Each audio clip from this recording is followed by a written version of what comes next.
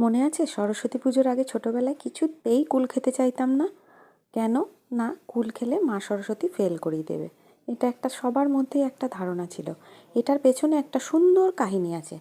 মহাকবি বেদব্যাস বদ্রিকাশ্রমে একবার তপস্যায় বসেন।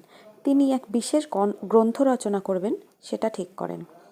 তপস্যায় বসে তিনি জানতে পারেন তিনি যদি একটা কুলের বীজ তার আশ্রমে বপন করে সেটা থেকে অঙ্কুরিত হয়ে একটা বড় বৃক্ষে পরিণত হয়, তারপর ফুল ফল হয়, ফলটি যদি যখন কুলটি তার মাথায় পড়বে তখন তার তপস্যা সম্পন্ন হবে এবং মা সরস্বতীর কৃপা বর্ষণ হবে। সেই অনুযায়ী তিনি একটা বৃক্ষ লাগালেন, মানে বীজ বপন করলেন। সেটা অঙ্কুরিত হয়ে গাছও হলো, ফুলও হলো, ফলও হলো। তারপর একদিন সত্যি সেই ফল বেদব্যাসের মাথায় পড়ল। তখন তিনি বুঝলেন তার শিক্ষা সম্পন্ন হয়েছে, তার তপস্যা সম্পন্ন হয়েছে। তারপর তিনি সেই বিশেষ গ্রন্থ লিখতে পারলেন। সেই থেকে এটা প্রচলিত।